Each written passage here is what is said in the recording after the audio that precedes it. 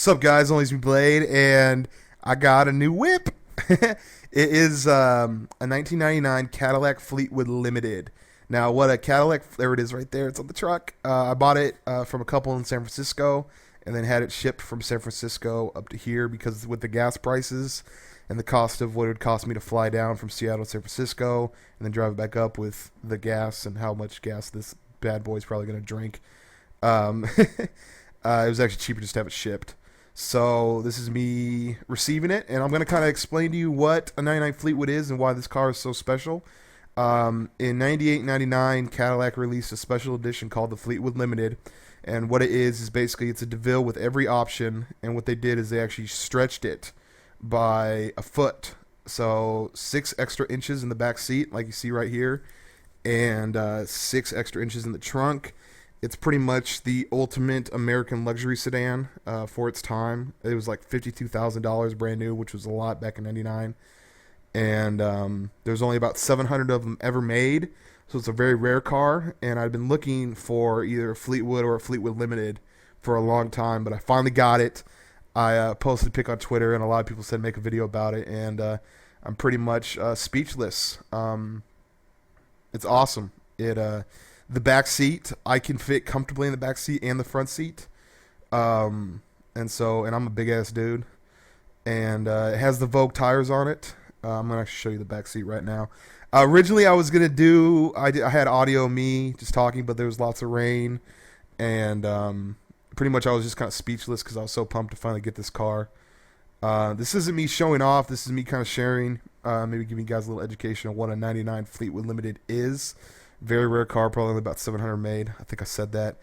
But yeah, man, it's been a dream of mine to own another Cadillac, and to find this one, I was super duper pumped. And that is all. I couldn't have got it without your guys' support, and for that, I love you for it. And I'm going to continue to make awesome videos. Peace!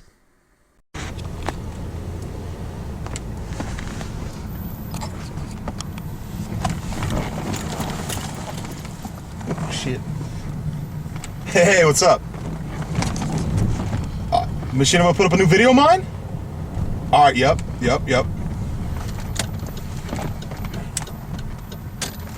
What's up, guys?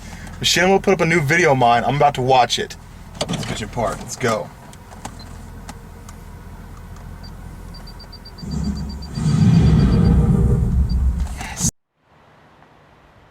So I came out to my car, which for whatever reason I decided to park on the street instead of in the driveway last night. And I come out here and my shit's stolen. So my subs, they had the amps on it and the 2 subs in the custom made box. Like this was like the cover to it. These are all the cords and shit to it. And all that stuff was already thrown there, right? Yeah, and they threw, this is just like some random stuff that was in my trunk, and they threw it on the ground. Mind you, we're in a quiet, nice neighborhood that we've never had any issues with. We just marked, right now, 1 year here. And this is the way... So they took my iPod with all my music on it, but they took my touchscreen deck. So, yeah, that's my day. I don't know. I got basic insurance, so I doubt that it covers that. I called the place where I got the stereo installed, and they said that I had actually purchased a full warranty on everything, but it only covers if it like messes up. Stolen doesn't count. And my $1,100 security system that I bought for the car didn't do shit. So, yeah. Peace. So you guys probably have seen the video where I got my stuff stolen, and I got a package right here courtesy of Rockford Fosgate and Steve Mead. I'm going to bring it up and I'm going to unbox it. 1 second. Alright. So Steve Mead is a YouTuber, and he puts out probably the only cool videos I know about car audio. He owns a shop down in LA, and he watched my video about me getting my stuff stolen, reached out to me, and I thought that he was going to hook me up with some kind of discount or something, you know. But he actually reached out to me and picked out some subs, some amps, and I didn't believe it. But he and Rockford Fosgate got together and sent me out some stuff. And so it's amazing when people in the world, you know, just do nice things out of the goodness of their hearts. So like this video, they don't know this is coming, but I'm going to put links to Steve's YouTube and to Rockford Fosgate. Big ups to them for hooking this up. Let's open it up. So this is a Rockford Fosgate TD4112. It's a 12-inch sub. It's heavy as a motherfucker. Now,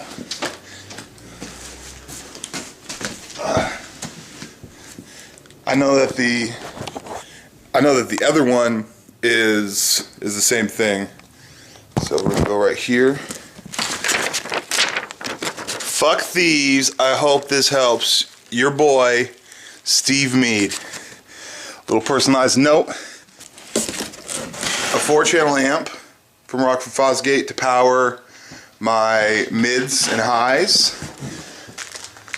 A sign, Steve Mead. It looks like some, I don't even know what the hell that is, but it looks like a voltage reader of some sort.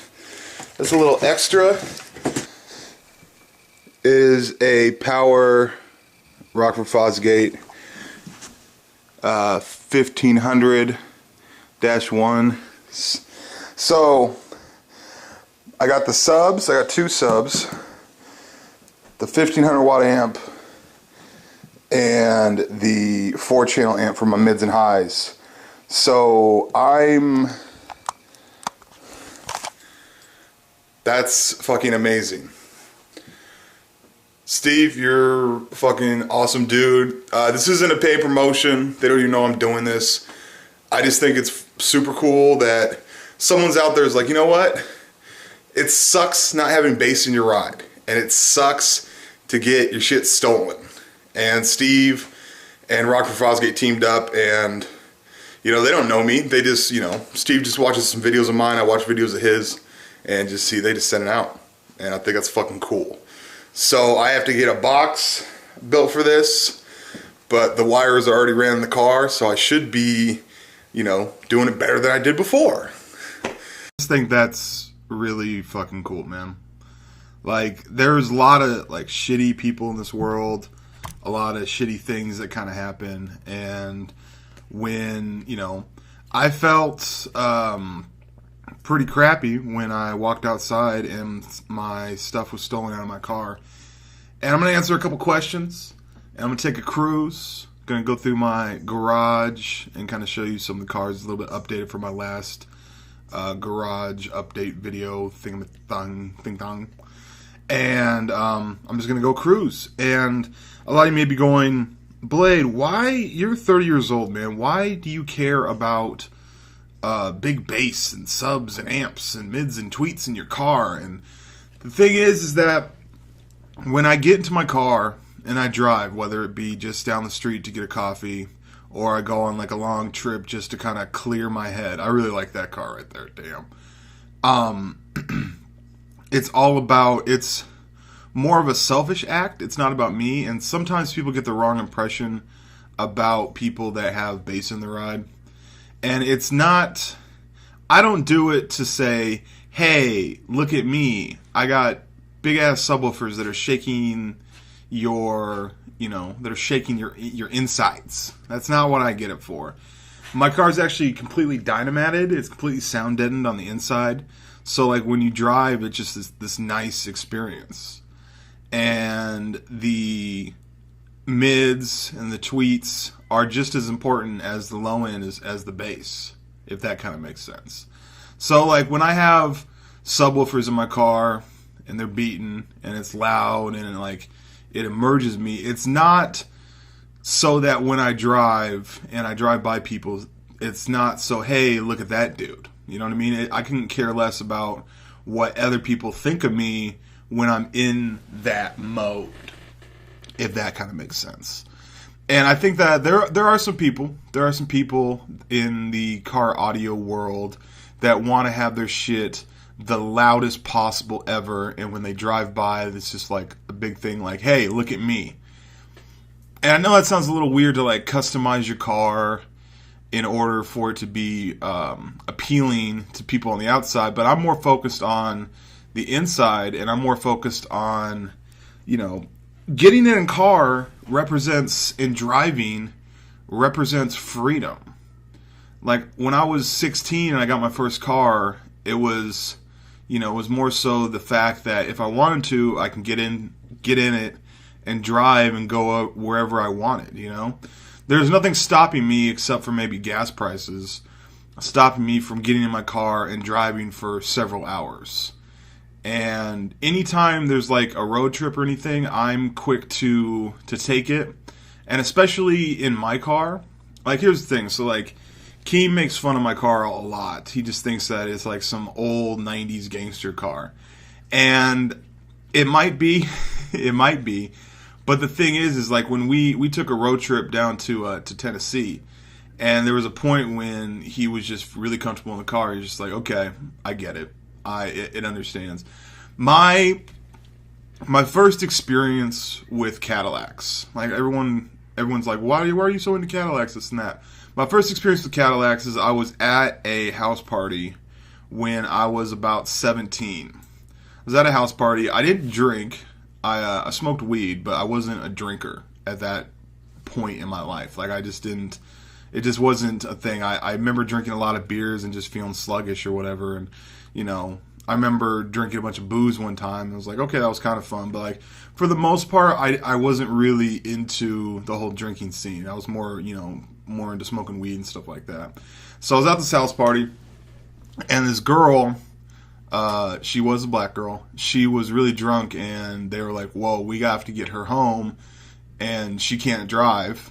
And so, buddies came up to me and was like, hey, can you drive her car with her home and drop her off, and we'll follow you, and then we'll pick you up and come back to the party. And I was like, okay, yeah, I can do that. I wasn't really tripping. So, like, she had a 87 Coupe de Ville, I think it was. I believe it was a Coupe de Ville.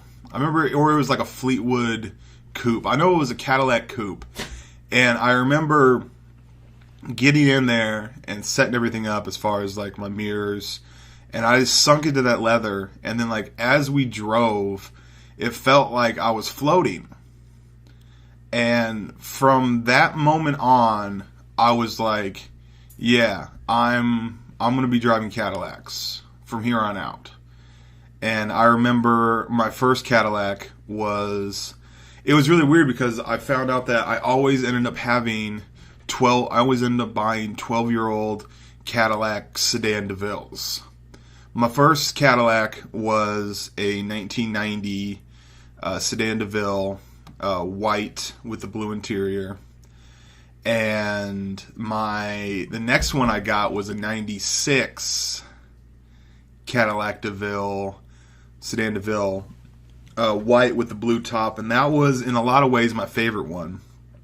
And then my friend actually crashed that car when he was driving it. He was, alcohol was involved, but it was because I was too drunk, and so I had him drive, and he drove, and he uprooted a light pole. And so that car was gone, and that's when I ended up messing with the Yukon. And I remember when I had the GMC Yukon, I always loved that car even as a young kid. I always loved that body style. It was a 99 GMC Yukon, and it was a two-door. It was blue, and it's basically like a Tahoe, but just a two-door version. And I love that car, and I love that car, but at the same time, like when I would get it, it was like, yeah, it's comfortable, yeah, it's that SUV feeling to it. But at the same time, I was just in this mode where I was like, I gotta get back to Cadillac. And I had the luxury of being able to search for just the right Cadillac that I wanted. Certain ones that I was looking at actually newer ones. I was looking at like the DTSs at the time, and also I was looking at Fleetwoods. Now, a quick history on the Cadillac Fleetwood is that they stopped making them in 1996, right? And that was the big body, like super flagship edition of Cadillacs at that time. And I always really, really wanted Fleetwood. And the thing is that it seems like all the Fleetwoods that were out there were like really, really customized in a way that I wasn't a fan of. Like lowered, put like Dayton wheels, hydraulics, airbags, and stuff like that. And I'm not saying there's anything wrong with that. I'm just saying that that's just not my personal style. And I wanted something. I've always wanted, as far as Cadillacs, as far as like upgrading besides the stereo system, I've always been more interested in getting the cleanest, coldest looking Cadillac that you could ever get ordered from the showroom floor, if that kind of makes sense. I'm not into big rims. And again, I'm not saying that that's a bad thing. This is all personal preference. I'm not into big rims, especially on Cadillacs, because part of the reason you get a Cadillac is that if you are going to be doing some driving, if you're going to be in your car, whether it be for 5 minutes to go to the store or whether it be for 5 days on a cross-country road trip, like comfort is key, you know? So I don't mind paying extra for gas and paying a premium for a car as long as like when I'm in it that I'm comfortable and I feel good. And it allows me not to drive, but to float, if that kind of makes a difference. So when I was looking for a new Cadillac, when I had the Yukon, you know, I still had the Yukon, and I was using that as my driver, and I used that for my home theater work, which was great. But it allowed me the ability to search the internets for what I would think would be like the perfect Cadillac. And it's weird when you're doing a search for something like that and you actually find something, you're like, holy shit, that's it. I found so there's a thing called the Cadillac Fleetwood Limited. Now, what the Cadillac Fleetwood Limited is, is they took it was 98 and 99 were only 2 years they made, right? And what they did is they took a sedan DeVille and then they shipped it to a company that does like limousine and hearse conversions. And they made this special edition Cadillac. What they did is they stretched it by a foot. So an extra 6 inches of legroom in the back, and a sedan DeVille Cadillac already has a lot of legroom. And then the trunk, they extended it by 6 inches.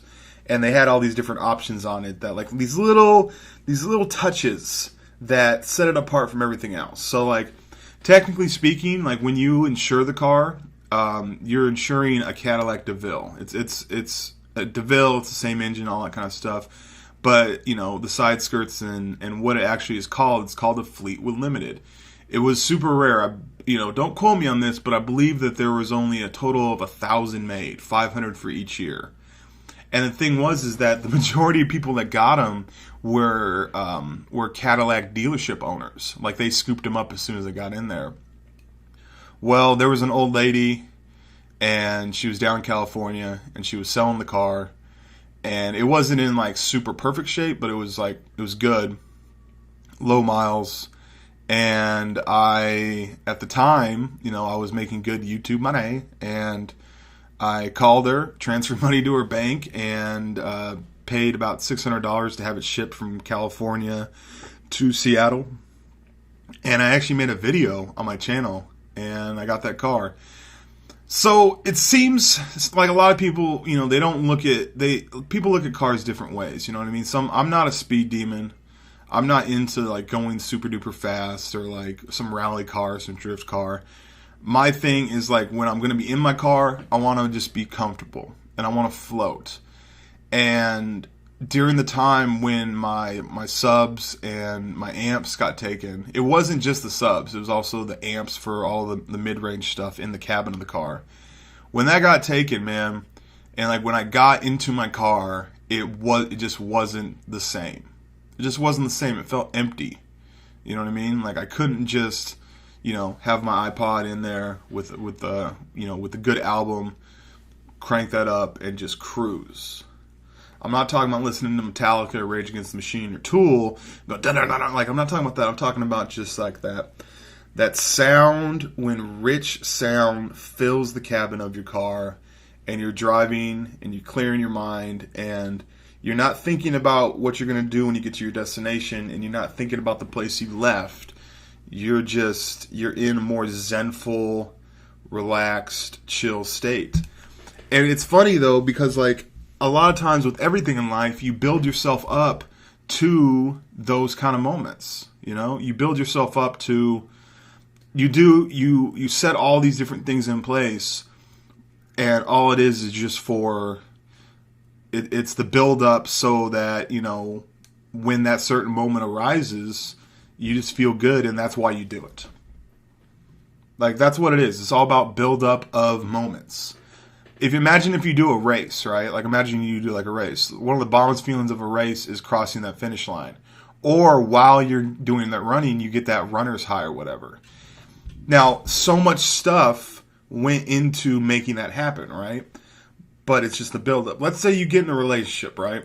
Let's say you meet a female, you hit it off, she finds out all the weird shit about you, you find out all the weird shit about her, but you still want to kick it with her, and you go through all these trials and tribulations, trust issues, whatever. You go through all this stuff. There's going to be a moment where both of you are extremely happy, maybe holding hands or whatever. For me, cruising with my lady and getting back. All that stuff that you did, all that work, all those things that you did was the accumulation to feel super bomb for even a couple seconds. Think about sex. Sex is all this crazy stuff, and it feels good and everything, but it's like when you finally bust that nut, it's amazing, right? We build up all these things, we do all these things so that we can enjoy awesome moments. And that moment when you're driving in your car and the sound, it just sounds perfect. You equalized it. You're not caring about where you're going, not caring where you've been. It's just this super bomb feeling. So that's why I put an emphasis on getting subs in my car. That's why I put an emphasis on being chill and relaxed when I'm in my car. And so that's the answer. That's why, even though I'm 30 years old, that's why I do prioritize stuff that normally is only prioritized by someone like in their early 20s.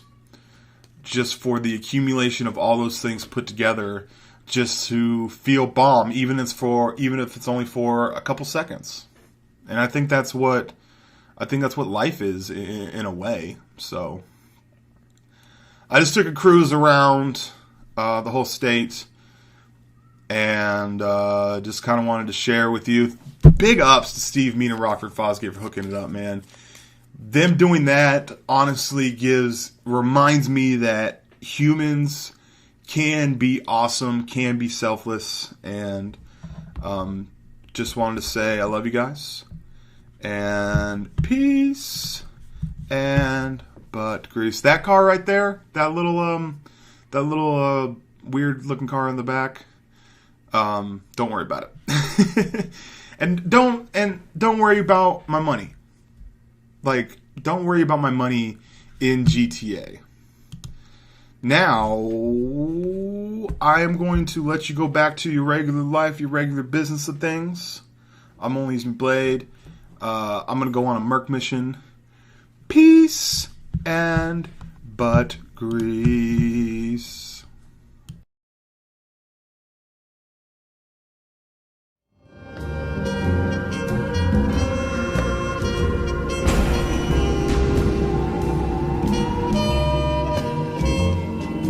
What's up, guys? ONLYUSEmeBLADE. Originally, I was going to take this footage from my stream. I figured out how to make 2 Skype accounts, Skype myself, screen capture, and then have the video on my iPad using the Wi-Fi of my phone. I was able to go while I was streaming, like, you know, playing normal video games, but take you guys with me, take you on a ride, man. And I got into my caddy, pulled a little ashtray out, put the iPad thing right there, and I drove to Jack in the Box, and I got some food, and you guys in the stream were able to watch it. But taking stream footage, I guess is a big no-no, but whatever's. And plus, it wasn't really that, like, as I put it in the little video thing, it wasn't that cool, so I decided to give you some good old-fashioned search and destroy on the A-dub as the backdrop. No super fast mode, so it'll give me proper time to chillax with you. I want to talk about cars, man. What it means and the amount of freedom that it gives you, and that feeling, that accumulation of different things, man. My taste in cars is very, very unique. I like something that no one else has, and a lot of people will get their car and they'll fully customize it to be whatever it wants to be, whether it be with a stereo system or rims or fucking hydraulics or grills or ground kits, suspension, whatever. There's like a million different things that people can customize their car. Me personally, I always look at it like I want it to be natural. And what I mean by that is like when I see like Hondas, or when I see even like fucking like Benzes or fucking Nissans or whatever kind of car that people are into, and they put like these big ass rims on, I'm like, you look stupid. It doesn't look cool to me, man. Like, there's certain ways you can make it look right, and everyone's opinion is different. What I like in a car, someone might not like in a car. I'm never in a hurry to get anywhere. I've always been a fan of Cadillacs. I may have told you this story before, but I'll tell it again. The reason why I fell in love with Cadillacs is this. Junior year of high school, I'm at a house party. Now, before I get into this, I didn't drink. Drinking was not my thing. I didn't drink. I was a stoner. Jesus Christ. What the fuck? Are you streaming? I'm doing something with... Now I'm not. What's up, buddy? So sorry about that. Jesus Christ. That was my neighbor. He's actually really good with cars. And I'd asked him to take a look at my trunk, because my trunk's kind of messed up. But, whoa. How dare you interrupt the Sunday Chill Commentary session. But I'm back. Alright, so I was saying, like, I was at a house party, junior year of high school, and this girl was smashed, and she was on the phone with her father, and I was standing there, stoned, giggling, eating Tim's Cascade jalapeno chips, which are the best, and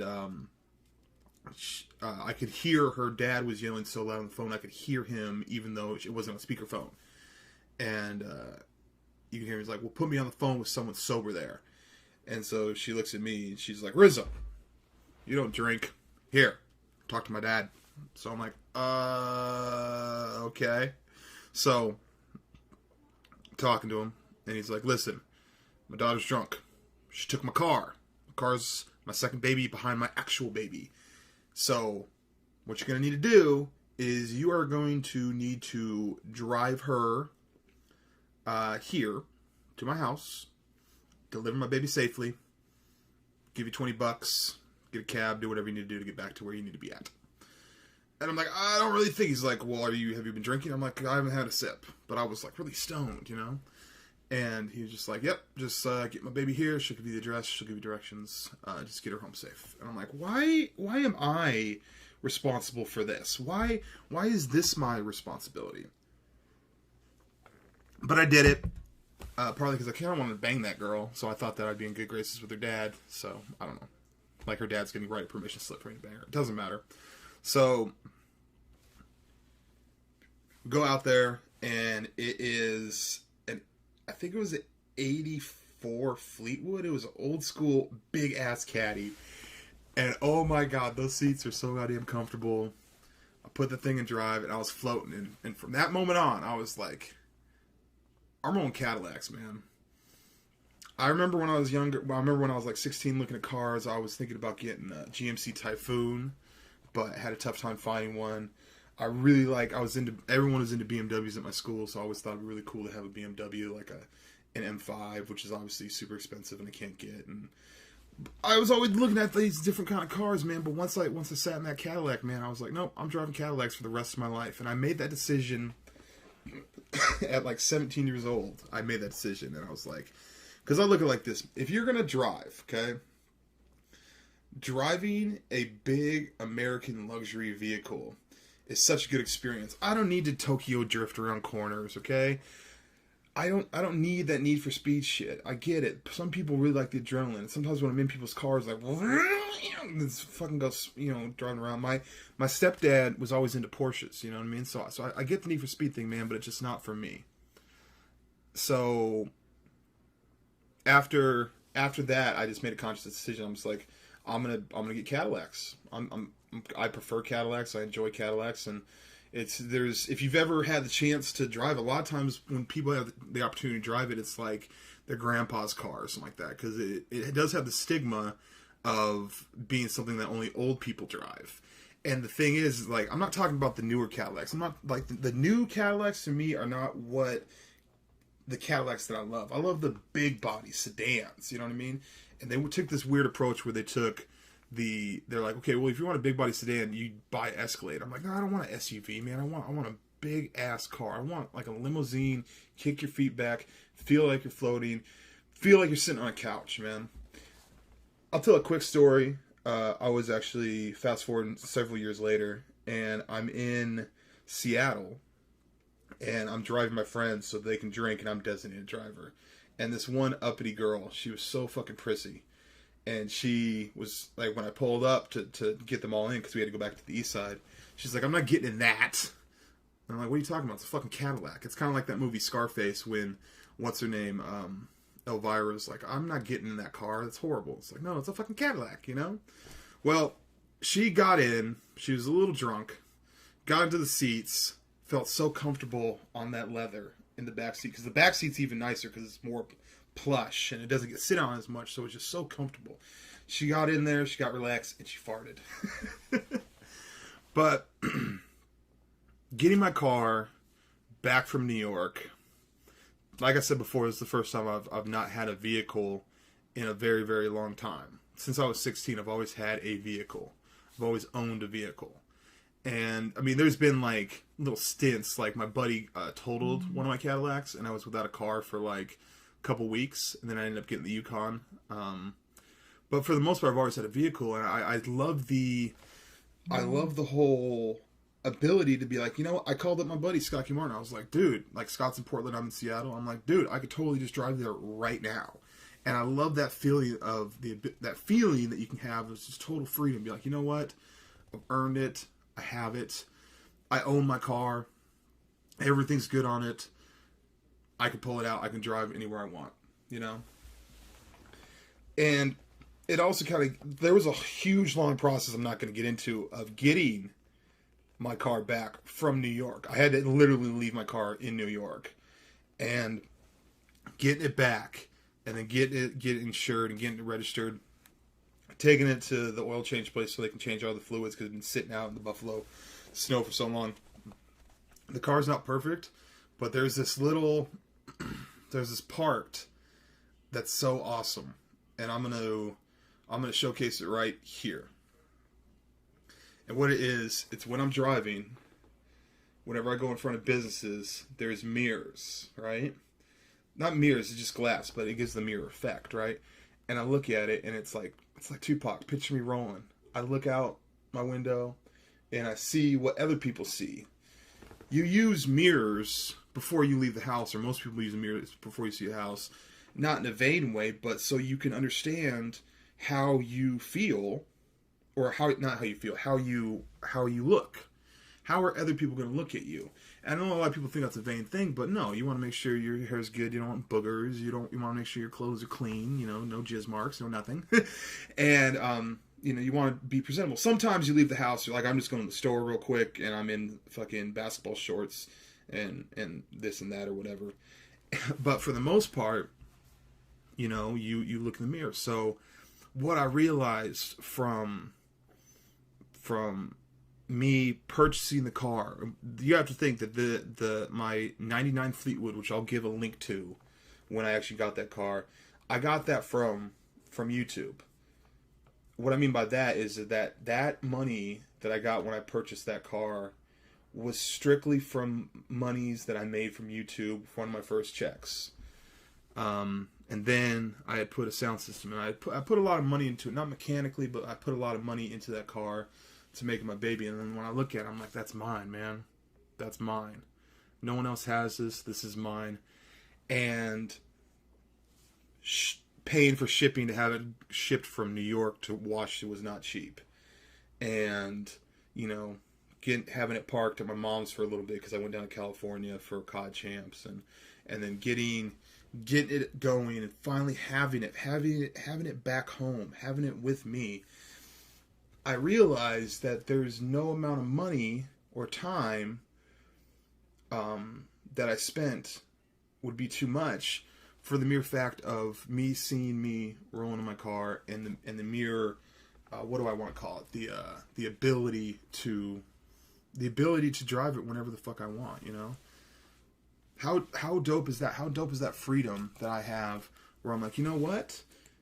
It's going to cost a little bit of gas money, but I'm in a position where if I wanted to drive down to Portland from Seattle, it's like a 5-hour trip, I can get in my car and take a road trip. And I think that's fucking dope, man. And I didn't realize the level of freedom that I was missing, because I could have drove Jill's car.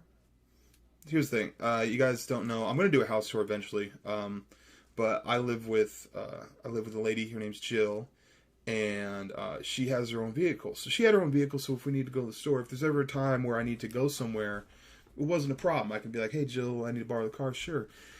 And I just remember driving that thing to the gas station, right? And I drive that thing, and she drives a '99. Volkswagen convertible cabriolet, total chick car, right? And I look funny driving it. I look ridiculous driving it.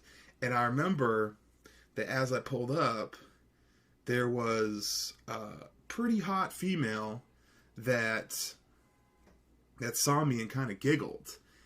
And then when I got out, she was like, "Girlfriend's car?" I'm like, "No, actually, I'm single. It's Then I stopped and I was like, I can't make a different impression on her. You ever realize that? Here's the thing, everyone talks about, you want to be liked by people, and, this girl was a very, very pretty girl. Of course, she was very busty, and that's why I was, like, even interested in her. And I realized, you know what? I'll never have a chance with you. The main reason is because when I left the house, I wasn't as presentable, because I'm literally running to the store, and I'm driving, obviously, a chick's car, so she thinks I'm off the market anyway, and I look ridiculous in it. And so, even though I was sitting there, I was talking, and I was like, like, I thought in my mind, like, I didn't get myself presentable when I would leave the house to go run errands, because I'm thinking, hey, I'm just running to Papa John's, or hey, I'm just running to the store, or hey, I'm just running to the gas station, or whatever, right? But then I realized that when I got the caddy back, I would actually get ready just to leave the house. And so maybe this is one of those things where you start thinking about, we talk about butterfly effect. Let's say I had my car and I was more presentable. Maybe there's a possibility I could have pulled up, and she was like, "Oh, okay. Sees me get out, we talk, she opens the door for me, we talk. It could have been this long thing, and that's the crazy thing, that I actually look at the possibilities of relationships with people. Because here's the thing, at one point, everyone in your life except for family members, there was a point where you met that person. How did you guys meet? The way I met Jill was I was a bouncer at a nightclub, and she was there, and she got drunk, and I ended up dropping her off at her house afterwards. So, every interaction that you have with people, unless it's family, which is pretty much guaranteed you're going to have to interact with them, it could be something as simple as we're waiting in line at the bank and the line's long and we end up talking to each other, and then it blossoms from there, Aziz Ansari's did a stand-up about, during a stand-up he actually talked about this. He was saying, hey, this guy, his roommate, ate some bad food, and so he had to go to Bed Bath & Beyond. When he went to Bed Bath & Beyond, he ended up meeting someone that ended up being his wife, and they had kids, and blah, blah, blah. And he would have never gone to Bed Bath & Beyond if it wasn't for his roommate eating some bad tacos and fucking up the toilet. Shit like that, So, I think a lot of it is the commentary talking about cars, but also I think that now the commentary's kind of gone on this weird, different vibe, where it's talking about everything's being set up for, however your story gets told, because of the constant different interactions with other people and seeing what clicks and what doesn't, maybe if I would have, you know, this girl at the gas station had seen me pull up in my car, in my own car, and I was dressed presentable, maybe it could happen. Probably not. I don't think anybody's ever told the story of their grandkids. Well, I was getting 6 on pump 10, and then your granddad came, and we're like, you know. So, how do you meet? And I'm not even talking about romantic relationships. I'm just talking about relationships as far as like your friends. And a lot of times, you become really good friends with somebody that was an acquaintance of a one-time friend or whatever. Just think about the different ways that you meet people. Think about the different ways you meet people and how you can explain to people, well, how do you know this guy? You know, and you'd be like, oh, I've known, like, one of my best friends, his name's Mike. What up, Mike? I met him through somebody that I don't even talk to anymore, if that makes sense. So, the main thing I wanted to get the gist of is, like, it's just same way with Prestige and Call of Duty, right? Like, I play a lot of Advanced Warfare. I like the game. Some people don't. Some people do. Whatever. But I felt that when I reached my max prestige on it, I was like, well, fucking now what? Like, I didn't feel a fucking bomb feeling from finally sitting master prestige. Like, it set in, like, that's pretty cool. But then I'm like, so now what? But with my vehicle and what it represents, and with the ability and freedom to just be like, you know what, I'm just gonna go. I'm just gonna drive. Do that right now, later on tonight, man. 2:00 in the morning. If you're thinking too much, man, just get in your car and go somewhere. Run an errand. I know it sounds silly, but like, go to a gas station 5 gas stations away and buy an air freshener for your car and put it on, and then drive back and talk to someone new. Talk to someone random. I don't know. ONLYUSEmeBLADE, Sunday Show Commentary. I hope you guys have a great night. Peace and buckries. Before, after.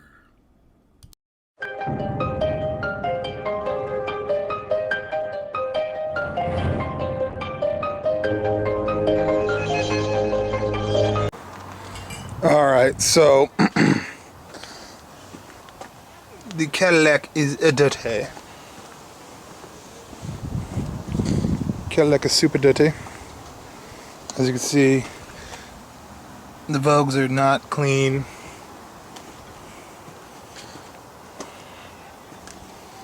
Look at that shit. It's gross. Alright, so a couple things. The new car air freshener thing, that's going to go obviously in the car. These are for the wipes. I like this stuff because it has that new car smell. I like the new car smell.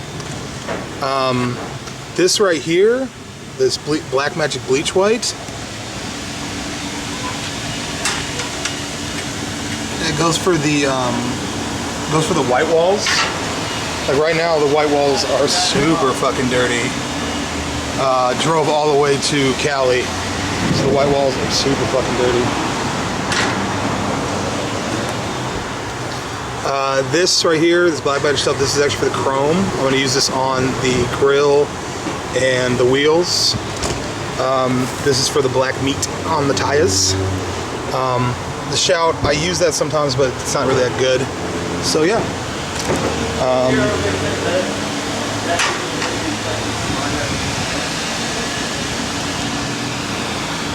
So definitely going to add the chrome cleaner thing. As you can see, it's really dirty and nasty. But yeah. So this is one of these do-it-yourself car wash places. You're able to put your stuff in there and clean that bitch up. So, all right. So I thought that I could make this interesting, but it's not. So I hit him with the 1200% super fast mode. It was about a 20-minute, half-hour thing to go through this whole process. And I know a lot of people would be like, why do you take it to the car wash plane? What the hell? 2 reasons. The top of the car, you never want to take, You never want to take a car with these kind of tops through a car wash because the chemicals will get into the top, and that's not good. And as you can see, I'm avoiding everything that I could possibly do from the top. You can shoot it down with water. But also, the main thing is the chrome and the wheels and tires. The car wash isn't really going to do it. You kind of have to just spend the time and do it yourself. So I go in here with a bunch of quarters, a bunch of clean supplies, and I usually just keep the clean supplies in my trunk. But the Vogue tires. If you guys know what Vogue tires are, Vogue actually invented white walls. And white walls look awesome, but the white walls with the yellow stripe is a Vogue tire signature thing. The tires are expensive. They're so smooth riding. Here's the thing. So the two options you can do for wheels and tires for Cadillacs or for any like American luxury car, you can either go with the big ass rims, and like rubber band tires, or you can go with the Vogue tires, and I think the Vogue tires make it look classy but still gangsta. One thing that's kind of a pain in the ass, especially with the car that has the back fender skirts, is once you get the wheels and everything all done, you actually need to pull it you need to pull your car forward a little bit so that the little skirts don't cover the bottom part that you haven't got clean. And I'll show you an example right here. Taking the camera, license plate on the ground. As you can see, the huge difference. Boom. So now I got to clean the bottom half of them now. Super fast mode. And obviously you don't have to do that for the front because the front is completely exposed. This is me precision doing it. I can't believe I left my Coke on top there. But yeah, why do you do this, man? Why do people hook their cars up? Why do people go through the nice summer day? Why would you want to go and car wash it? It's that feeling that you get when you drive out of the car wash and you it just feels good. I don't know, man. And I love my car. Keem talks a lot of shit about my car, but I think it's beautiful and I love it. And fuck you, license plate. So now we're gonna wrap it up, and you'll see the major difference between the how clean and how good the Vogue is. All right. As you can see, that looks way better than it did before. Boom. So now I'm going to take the little wipes and take care of all the trim inside.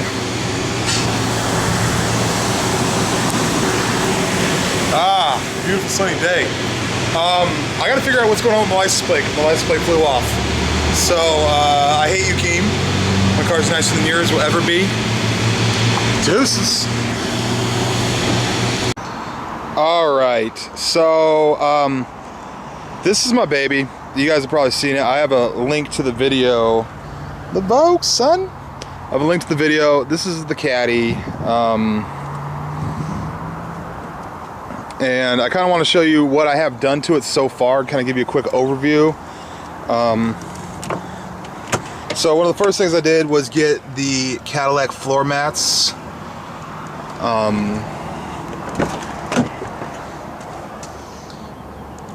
As you see, the interior is just super solid. Everything's nice. It actually comes with these little wood grain trays. It looks like a little bit of Dusty's or some extracurricular activity there, sir. But yeah, so it's a 99 Fleetwood Limited, which is basically a DeVille stretch. I've talked about that before.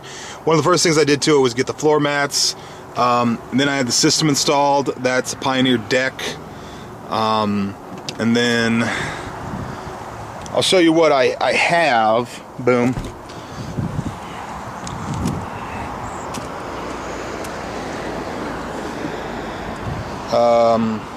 Two Rockford Fosgate 12s. Amps are behind there. I actually need to get a custom box. The point of this video is I'm actually going to show you what I currently have on the Caddy. And then see that right there, I need to get that fixed. The Vogue. The Vogues are crucial on the Cadillacs. Boom. So, and then I got the grill. And then when I got the system installed, I actually had the entire car dynamated. Let's pop the trunk again. That's the deck right there. When I got the system installed, the entire car has been dynamated. So like, let's see, kind of get in there. And then if I were to pull this down, you can see that there's, maybe you can't see that, whatever. But basically, so right now I got the 12s in a box. I actually need to get a better box for it. And then floor master system, the Vogues, the grill. But so you basically get a basic concept of what the Caddy's looking like right now. So minor body things I want to get fixed. This, see how that looks all janky and fucked up? That's how it's supposed to look. Boom. Overall, the interior is super clean. I try to keep it really clean. But yeah, and then I also got a security system. And let me kind of pull it off right here. Boom.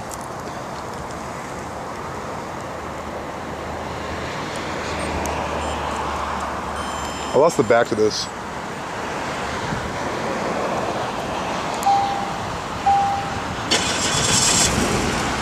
The auto start.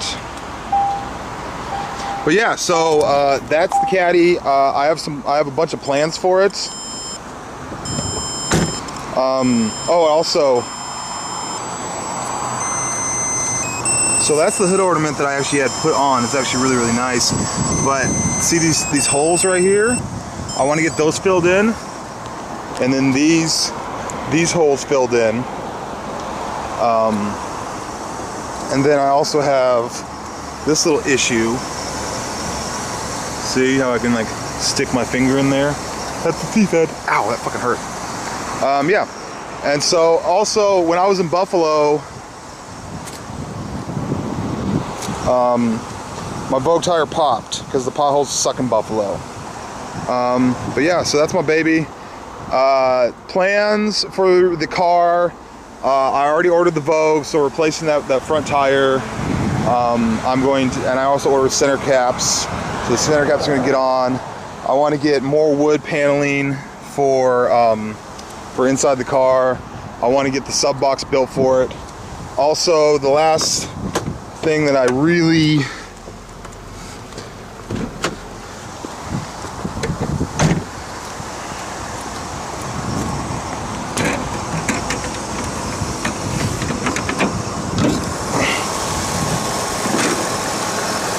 I had this Optima battery put in because the stereo loads. The amps are behind the whatchamacallit. Let's fix this. There we go. Boom. Yeah. So EMG Classics. Yeah. So that's my Caddy. Fifth wheel, wood grain wheel, wood grain, custom built box, new Vogue, center caps, basically a bunch of different things that I'm gonna have done to the car. But yeah, maybe, and then maybe like some different kind of emblem on the side or whatever, just kind of, I like to keep it like a clean, classy look. It's like little things, like, see this? See how it's like a little, it's tiny, like that. That shit fell off on this side, so I want to order like little tiny replacement pieces for that. Also different emblems on the back, but the fifth wheel is going to look amazing. This series, what I'm going to do is I'm actually going to show you each time I make a little upgrade to the car and give you a little progress report, and then I don't think I'll ever be done with it, you know, because there's always like little somethings. But my plan with this is I want it to be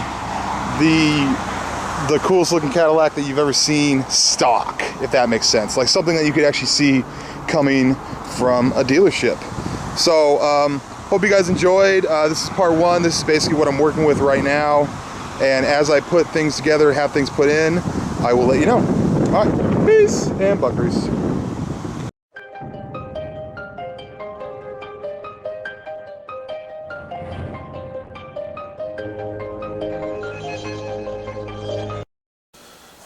I don't know how good this is going to be. The one-handed unboxing. Clearly a surgeon. Actually, cut away from you. Cut away from you. Cut away from you.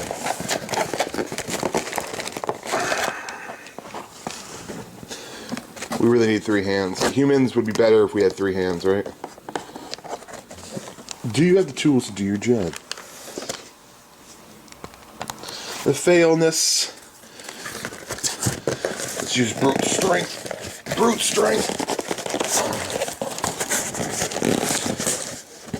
Brute strengthness. Alright.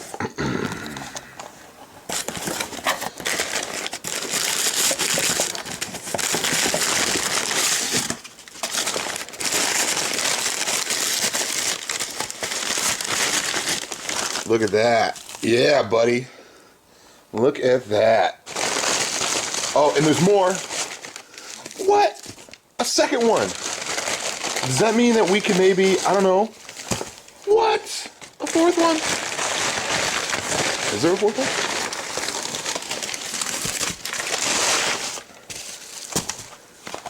one? Boom.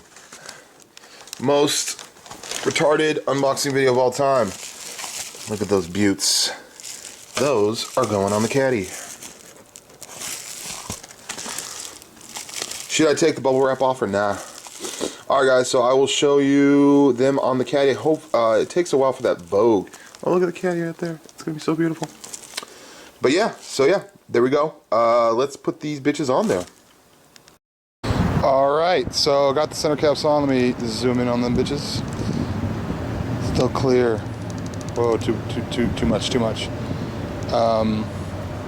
But as you can see, hi.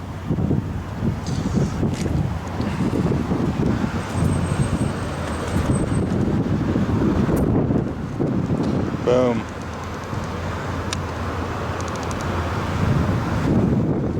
It really offsets the car. I like it. I think that was a good, easy purchase to make a big difference on the quality of the car.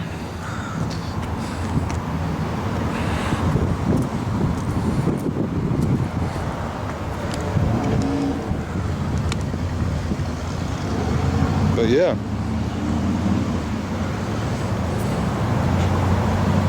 Boom. All right. As you can see, I got the eBay box with the tire in the back seat. We're actually going to open it while we do it, or maybe not, I don't know, depending. I'm going to get some Taco Bell because the Starburst Freezies are bomb, but we're at Les Schwab waiting on them. And we should be awesome. Get that Vogue on there with them center caps looking sharp.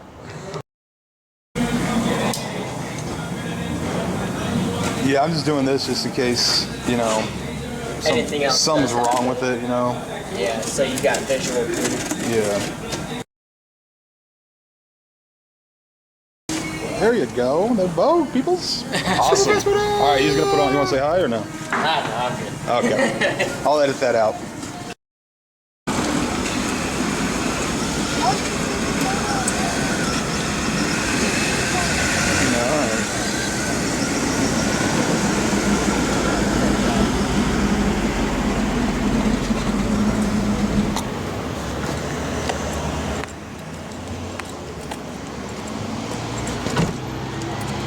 It's on now, peoples.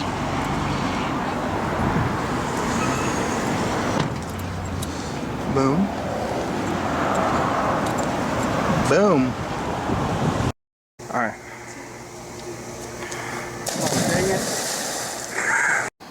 Alright. The beautiful Caddy. Hello. Got these little chrome pieces on the side door thingy. But, you know, Alright, before we actually show it, this has been 2015. This has been 4 years in the making. Me actually receiving this to me getting it on the vehicle. Super huge pain in the ass. So, E&G Classics, they make classic spares, Continental kits. They make grills. I actually have the E&G grill on the Caddy right now. I actually ordered that off eBay. That was real simple. I had my next door neighbor put it on at the time. But fifth wheel Continental kit, whatever you want to call it, they usually have them on Buicks, Cadillacs, Lincolns. It's cool looking. It's a fiberglass piece. When you get it, you're supposed to get it painted.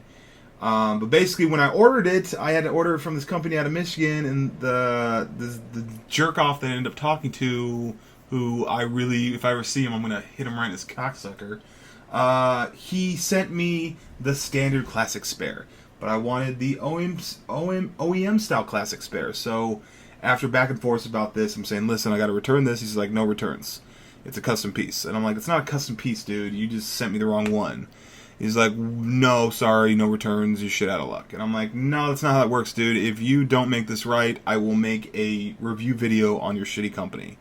And if you Google 1999 Cadillac Fleetwood Limited or just Cadillac Fleetwood Limited, my video pops up when I first received it. So you probably don't want me to do that. It's the first time ever that I've ever used my YouTube video cloutage or whatever, threatened at least, in order to get what I wanted. And so he changed his mind. He's like, okay, well, what we can do is there's a filler. I got off the phone with him. There's a filler piece that we can send you. And that way you pop out that wire wheel that you currently have, put in the filler piece. So I'm like, cool. All right. Just let me know when, just send it on. He's like, it'll be $100. And I was like, nah, dude, you're just sending that to me. It's your fuck up. And finally, back and forth, they finally said, okay, we'll send it to you. They screwed up a bunch of times. They actually sent me the wrong piece like 3 times. Finally, they made it right. By the time I got it, about 3 weeks later, I moved to New York. So packed it, stayed in storage, went to New York, came back. Once I got back to Seattle, once I started kind of getting my groove back, I started making a little bit more money or whatever. I don't like talking about money, but I'm happier here. Happier Blade means that I make more money. And so now I have a little bit extra fundage in order to finally put the thing on my car. Well, first thing I had to do is I had to get it painted. And getting it painted was a pain in the ass because paint shops would not touch it. And it was like, dude, why you just take my money? I don't understand the concept of, here is an automotive thing, all you have to do is paint it and then like bolt it on. Nope, they didn't want to do it. Took me about 10 shops till I finally found a shop that would do it, and they did an awesome job. Then it came time to put the center caps on. Well, the center cap is something that you provide yourself, right? The center cap that's in this video, in the little brochure manual thing, that's what it looks like. They don't make those anymore, and you can't find them anymore. I believe, I could be wrong, they come off of 93 through 96 DeVille wheels, and you can't find them. And the ones you can't find are all rusted out and shit. And so what I decided to do is I had the center caps. I have 2 sets of center caps from that I currently have on there that I had gotten off of eBay. I had to order a second one because one of them popped up on the freeway, so I had to replace that. So now I have the thing painted. I have the center cap, and I put automotive glue onto it. Boom. And now we have this thing. So now it's the whole situation where I had to go to about 10 more different shops. Finally, I had it installed at Car Toys, which is really odd that Car Toys would do it. But they installed it. When they installed it, they basically followed this one-page directions, and when I put the car in reverse, the lights, obviously show the reverse lights, and there you go. So finally, the thing is put on. Voila! 4 years in the making. Also got a little thing called the fifth wheel. Boom! Yeah, buddy.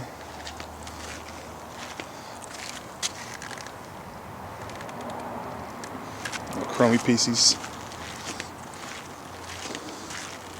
Lack's looking good, baby.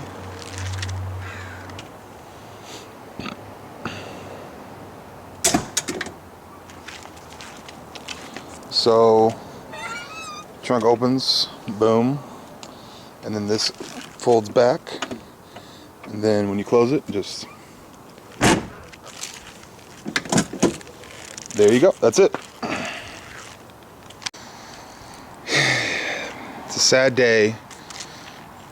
It's really, I don't know how to say it, but I just have to show it to you.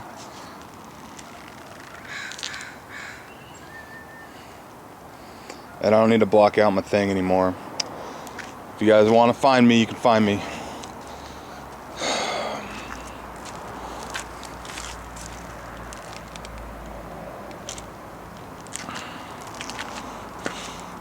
Look at it from the side. This is just dumb. Yep. So as you guys remembered, I had the fifth wheel installed, and about a week or 5 days of rolling around, it looks like that. A gentleman rear-ended me while he was driving and the car was at a standstill. And luckily the fifth wheel took the brunt of the accident. So that's the update. I got a thing where I took it in to have it appraised, or estimate, or whatever the fuck you want to call it.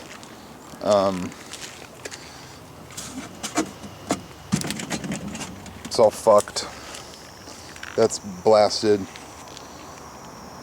Hood's fucked. I haven't opened this. Just afraid maybe I might fuck it up or it won't close. As you can see, the housing of the fifth wheel thing's all messed up, and it's fuck, dude. The exhaust bracket thing came down. Yeah, man. So this isn't something I'm gonna have to put any money in. His insurance obviously is gonna pay for it. But yeah, that is the update on the LAC. Let's go stream.